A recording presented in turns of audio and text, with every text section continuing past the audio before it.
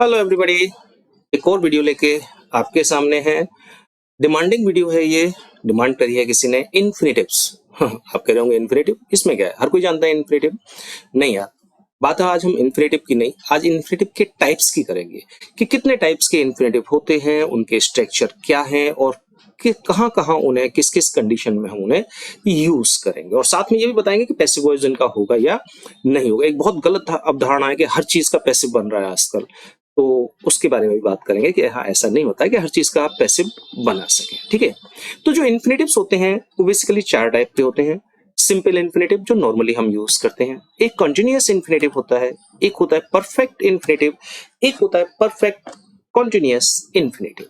एक एक करके चारों की बात करेंगे, साथ में एक्टिव वॉइस के स्टार्ट करेंगे, पैसिव वॉइस में भी जाएंगे। ठीक है, चलिए शुरू करते हैं। सबसे पहले सिंपल इन्फिनेटिव, नॉर्मली आप लोग यूज करते हैं इस चीज को, तो टू प्लस वर्ब की फर्स्ट फॉर्म, और जहां भी टू के साथ वर्ब की फर्स्ट फॉर्म आ जाती है वो इन्फिनेटिव कहलाता है। और हिंदी में जो अर्थ निकलता है वो ना नी ने, यानी कि इस वर्ब में जो भी हिंदी होगी उसमें पीछे लग जाएगा ना नी ने। क्वेश्चन आता है कि इन्फिनेटिव का यूज करते क्यों है। मैंने इसे सिंपल इन्फिनेटिव कहा, यहाँ नॉर्मली हम इसे इन्फिनेटिव कहते हैं। ठीक है, अब इन्फिनेटिव का यूज हम करते क्यों है, तो देखिए एक सेंटेंस देखो, my father sent me there educate. अगर आप यहां देखें तो इस सेंटेंस में एक वर्ब है सेंट और एक वर्ब है एजुकेट, दो वर्ब आई हैं। और ग्रामर का बेसिक नियम है कि एक सेंटेंस में एक ही वर्ब होनी चाहिए, एक से ज्यादा वर्ब नहीं होनी चाहिए। सिंपल सेंटेंस में, कॉम्प्लेक्स है तो एक अलग बात है, लेकिन सिंपल सेंटेंस में भी एक ही वर्ब होनी चाहिए, एक से ज्यादा वर्ब नहीं होनी चाहिए। और यहां आ गई दो वर्ब, तो ये गलत हो। हम क्या करते हैं, जो मेन वर्ब होती है उसे तो छोड़ देते हैं, जो दूसरी वर्ब होती है उसे हम कभी इन्फिनेटिव बनाते हैं, कभी जिरंड बनाते हैं, कभी पार्टिसिपल बनाते हैं। तो यह बात हम इन्फिनेटिव की कर रहे हैं तो हम इन्फिनेटिव बनाएंगे। और इन्फिनेटिव क्या होगा, जो दूसरी वर्ब है उसकी फर्स्ट फॉर्म से पहले हम टू लगा देंगे। तो मैंने इसके आगे टू लगा दिया, टू एजुकेट, तो ये मेरा इन्फिनेटिव कहलाएगी। और एजुकेशन माने शिक्षा देना, तो एजुकेट, टू एजुकेट का मतलब होता है शिक्षा दिलाने, ना नी ने जरूर आ जाएगा इस वर्ब के साथ में। तो शिक्षा दिलाने के लिए मेरे पिता ने मुझे यहाँ भेजा। ओके, चलिए आगे देखिए। जो सिंपल इन्फिनेटिव होते हैं या इन्फिनेटिव जिन्हें हम कहते हैं वो कई तरीके से काम करते हैं। फर्स्ट है एज नाउन, इन्फिनेटिव नाउन की तरह से भी काम करता है। To dance is my little girls dream, dance करना मेरी छोटी बच्ची का ड्रीम है। तो यहाँ ये सब्जेक्ट के रूप में काम कर रहा है, और सब्जेक्ट या तो नाउन होता है या प्रोनाउन, तो ये प्रोनाउन तो नहीं हो सकता। तो टू डांस इसमें तो क्लियर है ये नाउन है, सोचने की जरूरत है ही नहीं। आगे देखिए एक और, she want to swim in the river, वह नदी में तैरना चाहती है। अब ये इन्फिनेटिव, अब ये कैसे पता चले कि ये यार नाउन ही है। देखो इन्फिनेटिव का ये पता करना कि ये नाउन है, क्योंकि अर्थ तो सेम आता है, मीनिंग सेम आता है, फिर कैसे पता लगा है कि ये नाउन है कि एडजेक्टिव है या एडवर्ब है। तो बस कुछ मत करो, व्हाट याद रखो। सेंटेंस की मेन वर्ब में व्हाट लगाओ, यानी कि क्या, वह चाहती है तैरना नदी में। चलिए वह नदी में तैरना चाहती है, चाहती है, व्हाट लगा दो। क्या क्या चाहती है, अगर वह मेन वर्ब में अगर आप क्या लगाएंगे और आंसर में इन्फिनेटिव निकल के आएगा तो 100% वो इन्फिनेटिव आपका नाउन होगा।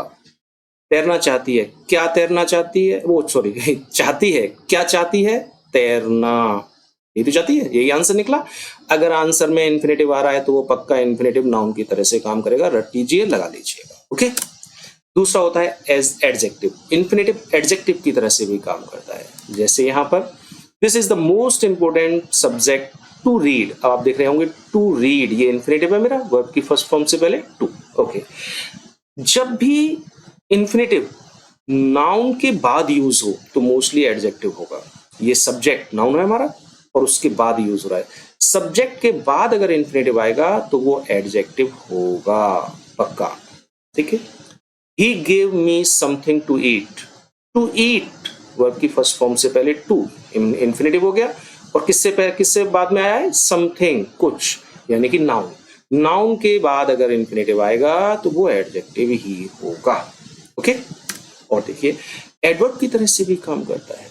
जैसे she went to market to buy cloth, वह मार्केट गई क्लॉथ खरीदने के लिए। अब बात तो वो देखो खरीदने, अब इसे हम कैसे कहते हैं कि ये एडजेक्टिव है या नाउन है, तो बस एक है जवाब वाई, जैसे ही मेन वर्ब में आप वाई लगाएंगे, क्यों, आंसर में अगर इन्फिनेटिव निकल रहा है तो वो इन्फिनेटिव 100% एडवर्ब की तरह से काम कर रहा है। वह कपड़े खरीदने बाजार गई, गई क्यों गई, क्यों गई, खरीदने, कपड़े खरीदने, तो ये इन्फिनेटिव निकल के आया आंसर में। और आंसर में अगर इन्फिनेटिव क्यों से आ रहा है तो 100% वो एडवर्ब की तरह से काम कर रहा है। तो यहाँ ये एडवर्ब की तरह से काम कर रहा है, जो इस वर्ब की विशेषता को बता रहा है। ओके, तो बड़ा सिंपल सा है। चलिए अब बात करेंगे हम passive voice. Passive voice to be plus verb की थर्ड फॉर्म। अगर हम टू के साथ बी और लगा दें और वर्ब की थर्ड फॉर्म लगा दें, जैसे पैसिव में थर्ड फॉर्म लगती ही है, तो ये पैसिव वॉइस हो जाएगा। अब यहाँ देखिए, आई लव टू ड्रिंक, मैं पीना, मिल्क, सॉरी यार नहीं तो आर्थिक वगैरह हो जाएगा, मूड में आ जाएंगे कुछ लोग। तो I love to drink milk, मैं मिल्क पीना पसंद करता हूँ। चलिए अगर आप यहाँ देखें पीना, तो ये देखो पहले ये किस तरह से काम कर रहा है, लव करता है, क्या लव करता है, पीना, नाउ क्या लव करता है, पीना पसंद करता है, पसंद करना, लव करने से मतलब पसंद करना, पसंद करता है, क्या पसंद करता है, पीना। तो ये मेरा नाउन की तरह से काम कर रहा है। तो अब मैं इसको पैसिव में चेंज करूं तो मैं इसे सब्जेक्ट तो नहीं बना पाऊंगा, तो पैसिव में सब्जेक्ट के रूप में ये नहीं चलेगा।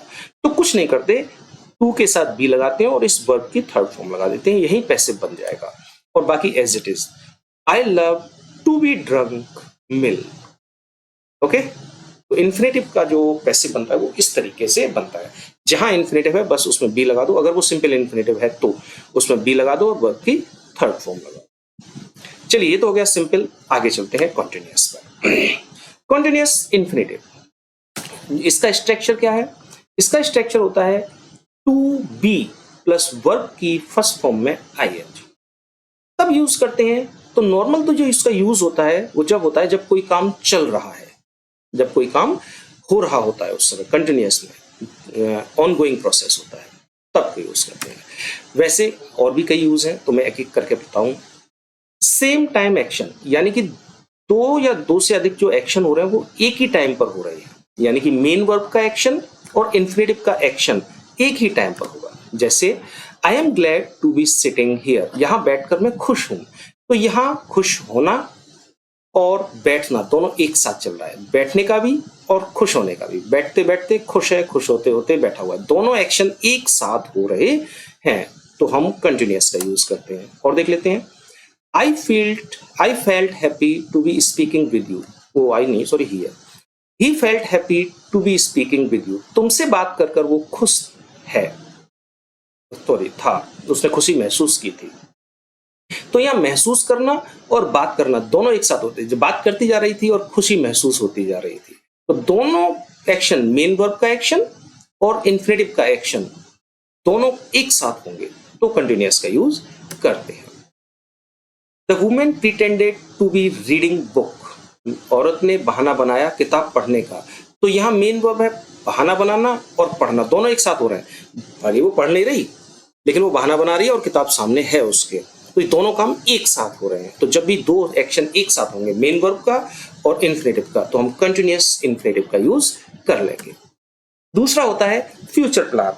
अगर हम फ्यूचर प्लान बता रहे हैं किसी को, तो भी हम कंटिन्यूअस इन्फिनेटिव का यूज करते हैं। जैसे I want to be improving my grades, मैं अपने ग्रेड सुधारना चाहता हूं, तो अब ये मेरा फ्यूचर प्लान है, फ्यूचर में तो सुधरेंगे भाई, अब मेहनत करूंगा और फिर आगे मेरे अच्छे ग्रेड्स आ जाएंगे। तो फ्यूचर प्लान बताने के लिए कंटिन्यूअस का यूज किया जाएगा।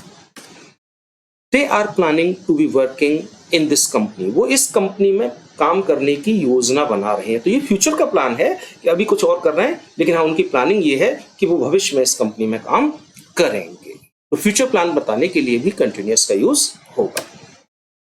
और भी है एम्फसाइजिंग ऑनगोइंग एक्शन। एम्फसाइजिंग का मतलब होता है जोर देना, ऑनगोइंग एक्शन, चलने वाला जो एक्शन है उस पर हम जोर दे रहे हैं। तो देखिए कैसे देंगे, the weather seems to be changing rapidly today, जो वेदर है वो ऐसा लग रहा है कि चेंज हो रहा है रैपिडली, तेजी से, आज बड़ी तेजी से वो चेंज होता चला जा रहा है।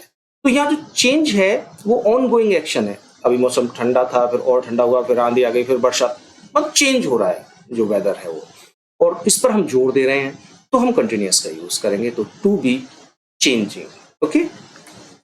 I hope to be studying abroad next year. Ongoing action क्या है? Study. कि अभी मैं पढ़ रहा हूँ, अभी मेरा जो स्टडी है वो चल रही है, लेकिन नेक्स्ट सेमेस्टर में विदेश चला जाऊंगा। तो ये हम जोर दे रहे हैं इस ऑनगोइंग एक्शन पर। पढ़ तो रहा हूँ मैं, यहाँ तो पढ़ रहा हूँ, लेकिन नेक्स्ट सेमेस्टर में चला जाऊंगा अभी। ओके, एक तरह से कह सकते हैं फ्यूचर प्लानिंग भी है यहाँ। ऑनगोइंग मोरल ड्यूटीज, जब हम बात मोरल ड्यूटीज की करते हैं तो कंटिन्यूअस इंफिनिटिव का यूज होता है। She must be taking care of her health.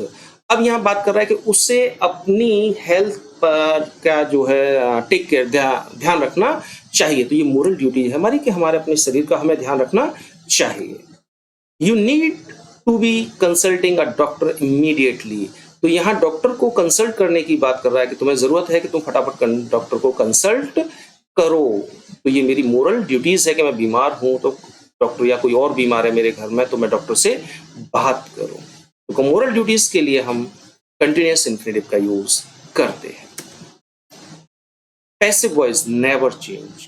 Continuous infinitive का पैसिव मैं कहूंगा चेंज नहीं होता, लेकिन आप कहेंगे हाँ हमने तो पढ़ा है होता है। तो वो लोग क्या करते हैं? टू बी, बीइंग और वर्ब की थर्ड फॉर्म। भाई जब बी और बीइंग दोनों एक साथ नहीं आ सकते, यही चीज गलत है, ग्रामेटिकल तरीके से बिल्कुल गलत है, लेकिन कुछ किताबों में लिख दिया गया है किस तरह से, लेकिन मैं स्ट्रिक्टली मना करूंगा, नो, नेवर। क्यों, मैं आगे बताऊंगा आपको। बात करते हैं परफेक्ट इंफिनिटिव की। परफेक्ट इंफिनिटिव होता है टू हैव और वर्ब की थर्ड फॉर्म। नॉर्मली कब यूज करते हैं इसका? नॉर्मली परफेक्ट इंफिनिटिव का यूज होता है डियर जब कोई काम पहले हो चुका है, पास्ट में कंप्लीट हो गया नॉर्मली, तब हम यूज करते हैं परफेक्ट इंफिनिटिव। और भी बहुत सारे कारण हैं, वो भी देख लीजिए। To indicate completion before another action, किसी दूसरे एक्शन से पहले कोई काम हो गया उसको इंडिकेट करना है तो परफेक्ट इंफिनिटिव करेंगे। I am happy to have found a government job. अब टू हैव फाउंड ये मैंने परफेक्ट इंफिनिटिव बनाया है। अब कैसे पता चल रहा है? वो कह रहा है I am happy to have found a government job. तो जो मेरी गवर्नमेंट जॉब मिली थी वो एक्शन तो कंप्लीट हो गया। किस एक्शन से? Another action. अनदर कौन सा है? खुश होना। तो खुश होने का एक्शन जो है बाद में हुआ और ये पहले हो गया। तो कोई पहले काम हो जाए उसके लिए हम परफेक्ट इंफिनिटिव का यूज करते हैं। मतलब होगा I am happy that I have found a government job. Okay. To express regret, पछताना। अगर आप पछता रहे किसी बात पर तो perfect infinitive. She was sad to have failed in the examination. यहां पछतावा है, वो दुखी है कि वो एग्जाम में फेल हो गई। और इसका मतलब क्या होगा वो भी देख लो। She was sad that she had failed in the examination. अब ये अर्थ मैंने यहाँ क्यों लिखे? आज से अभी तो, इससे पहले तो कभी नहीं लिखे, क्योंकि मैं अगर मानता इसे लिख देता केवल, तो कुछ लोग ऐसा मानते कि हैव आया है तो यहाँ हैव लगा दिया, आई हैव फाउंड। ऐसा नहीं है, ये प्रेजेंट का टेंस था इसलिए हैव लगाया। ये टेंस पास्ट का है इसलिए हैड लगाएंगे, हैव नहीं लगेगा यहाँ पर। इसलिए मैंने ये दोनों अर्थ लिखे हैं, इससे पहले ना लिखा है और ना शायद बाद में लिखूंगा मैं कभी। ओके, चलिए आगे चलते हैं। अजम्पशन इन पास्ट इवेंट, पहले कोई घटना घट गई, जैसे परफेक्ट में नॉर्मली होता है कि पहले हो जाएगा काम, और उसका अजम्पशन का मतलब होता है क्या, अनुमान लगाना, कि हम अनुमान अब बैठ के लगा रहे हैं। तो कैसे होगा? The thief is believed to have escaped through the back door. विश्वास है कि जो चोर है वो पिछले दरवाजे से भाग गया, ऐसा हमारा विश्वास है। तो देखो, चोरी का काम जो हुआ वो पास्ट इवेंट है और उसका हम अजम्पशन, अनुमान लगा रहे हैं अब कि शायद चोर पिछले दरवाजे से पहले भाग गया है। तो जो घटना पहले घट जाए और उसका अनुमान लगाया जाए तो परफेक्ट पार्टिसिपल। और लास्ट है completed at a point in the future. Future में किसी पॉइंट पर कोई काम कंप्लीट हो जाएगा। देखो अंतर याद रखना, फ्यूचर में नहीं, फ्यूचर के किसी एक पॉइंट पर काम कंप्लीट हो जाएगा, फ्यूचर में नहीं होगा। फ्यूचर में होने का मतलब है कभी भी हो सकता है, और फ्यूचर में एक पॉइंट का मतलब है कि फ्यूचर में कोई एक फिक्स टाइम होगा, वहां पे काम कंप्लीट होगा। जैसे we hope to have finished the car repairing by the end of May. End of May तक हम काम फिनिश कर लेंगे। तो काम तो फ्यूचर में है, लेकिन पॉइंट है कब? फ्यूचर में जो मे आएगा उसके एंड तक काम हमारा कंप्लीट हो जाएगा। अगर केवल फ्यूचर की बात करी जाए जैसे कंटिन्यूअस में कर रहे थे तो नहीं, वो फ्यूचर में कभी भी हो सकता है, लेकिन फ्यूचर में यहाँ फिक्स टाइम दिया जाएगा तो हो जाएगा पॉइंट इन द फ्यूचर और वो परफेक्ट के लिए होता है। ओके, आगे देखें। परफेक्ट इंफिनिटिव मॉडल्स के साथ भी यूज होती हैं। वहां होता है modal auxiliary plus have plus verb की थर्ड फॉर्म लगती है उसमें। कैसे? You must have reach there by now, तुम्हें अब तक वहां पहुंच जाना चाहिए। मॉडल मस्ट हैव लग रही है, वर्ब की थर्ड फॉर्म रीच्ड। अब तुम्हें अब इस समय तक वहां पहुंच जाना चाहिए, यही अर्थ होता है, लेकिन इसका सेंस क्या निकलता है? देखो, जब हम मॉडल्स के साथ में परफेक्ट इंफिनिटिव का यूज करते हैं तो वर्ब में जो एक्शन बताया गया है उसको होने की 100% पॉसिबिलिटी थी कि वो काम होगा ही होगा, लेकिन फिर भी वो काम होता नहीं है। जैसे यहां कह रहे हैं कि तुम्हें अब तक बाय नाउ, अब तक वहां पहुंच जाना चाहिए, लेकिन तुम पहुंचे नहीं। तो पहुंचने की जो घटना है वो 100% होनी चाहिए थी, पूरी पॉसिबिलिटी थी, लेकिन फिर भी वो काम हुआ नहीं, यानी कि तुम इस समय तक वहां नहीं पहुंचे। You should have asked my permission. She should have asked my permission. उसे मेरी परमिशन लेनी चाहिए थी, लेकिन उसने परमिशन ली नहीं। तो जब भी आप मॉडल प्लस है प्लस वर्ब की थर्ड फॉर्म देखें तो याद रखें कि जो वर्ब है, इस वर्ब को होने की 100% चांसेस थे, लेकिन फिर भी ये वर्ब हुई नहीं, यानी कि इसका एक्शन हुआ नहीं। ओके, अब बात करते हैं passive voice. Passive voice have been plus verb की थर्ड फॉर्म लगाएंगे तो परफेक्ट इंफिनिटिव का पैसिव बन जाएगा। चलिए मैं यहाँ दो सेंटेंस लिखता हूं। He pretended to have met Modi. अब देखो, ये तो एक्टिव वॉइस है यार, पैसिव नहीं है। मैं आगे लिख देता हूं, कहीं आप लोग सुन लें। ये तो टू हैव प्लस वर्ब की थर्ड फॉर्म, ये तो एक्टिव वॉइस में आता है, और पैसिव वॉइस में आता है to have been plus verb की third form, have been plus verb की थर्ड फॉर्म। चलिए, ये पैसिव वॉइस है। अब दोनों में अंतर क्या है, मीनिंग में क्या अंतर है? ही प्रिटेंडेड, उसने बहाना बनाया, टू हैव मेट मोदी, कि वह मोदी से मिला। उसने बहाना बनाया कि वो मोदी से मिला, यानी कि खुद जाके मोदी से मिल लिया।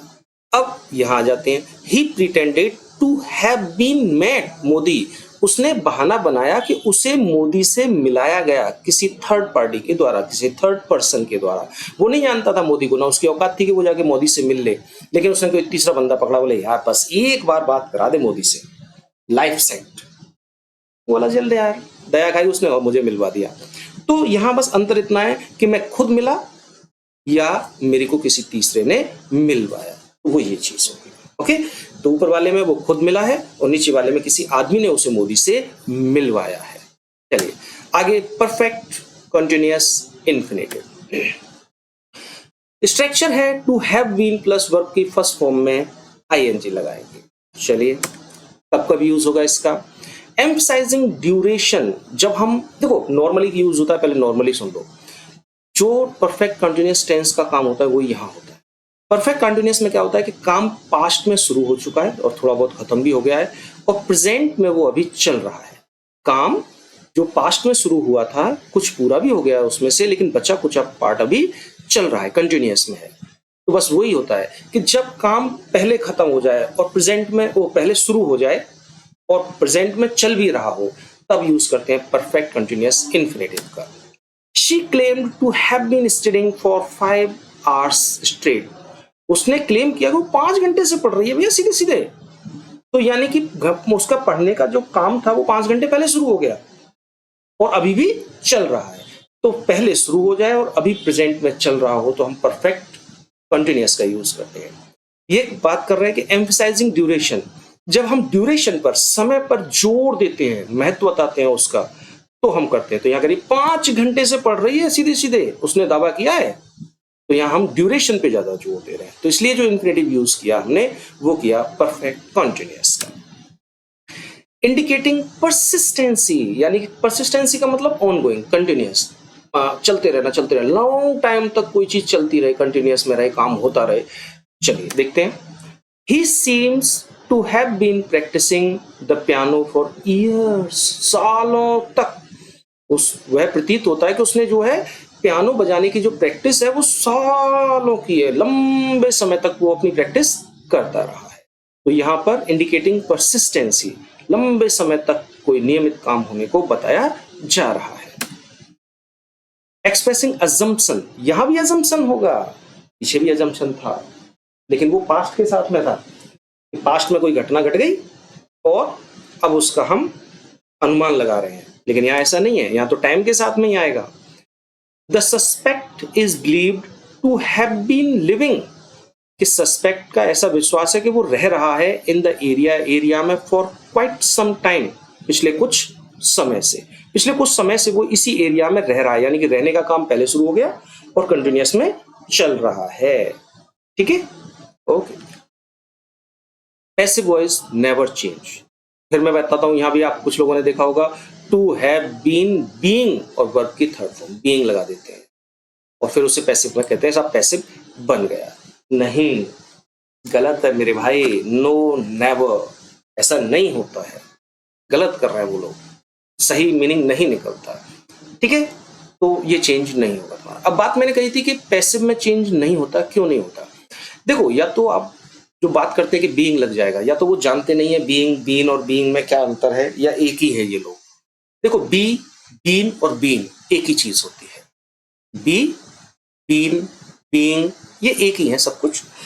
अब जब पैसिव बनाते हैं तो दूसरा चीज ये है कि वो जानते नहीं कि पैसिव वॉइस होता क्या है, या तो वो इतना ही जानते हैं कि पैसिव वॉइस कब बनता है, जब ऑब्जेक्ट को सब्जेक्ट बना देते हैं, सब्जेक्ट को ऑब्जेक्ट बना के पैसिव वॉइस हो जाता है। ऐसा नहीं है भाई, पैसिव वॉइस बनाने का मतलब होता है डियर कि आप जो है एक एडिशनल बी वर्ब जोड़ रहे हैं। आप कभी भी देख लीजिए, present indefinite, is are am being, present continuous, देखा कभी बीइंग लगता है, बी लग गया, is are am be, is are am being, has been, have been passive बनाते समय, was were being, had been लगता है, will shall be, will have been, shall have been. अगर ध्यान से देखो तो इन सब में बी जुड़ी है। पैसिव वॉइस का मतलब होता है एडिशनल बी एडिंग, ये एडिशनल बी जोड़ देते हैं हम उनके साथ में, और यहां ऑलरेडी बी जुड़ी हुई है तो एक और बी लगाओगे, कितनी बी लगाएंगे एक साथ? हम एक साथ एक ही बी आएगी भाई, एक साथ 10 बी नहीं आ सकते, और अगर आप जबरदस्ती लगा रहे हैं तो वो गलत है। इसलिए हम परफेक्ट कंटिन्यूअस इंफिनिटिव को पैसिव में चेंज नहीं करेंगे। ओके, इसीलिए हम फ्यूचर कंटिन्यूअस टेंस को भी पैसिव में चेंज नहीं करते, तो उसकी हेल्पिंग वर्ब में ऑलरेडी बी है, विल बी, सेल बी। एक और बी कैसे जोड़ देंगे? तो उसको भी इन लोगों से बी जुड़वा दीजिए आप, उसमें कर दीजिए विल बीइंग, गलत हो जाएगा ना, दो बी वर्ब एक साथ नहीं आएंगी। चलिए, ओके, बाय।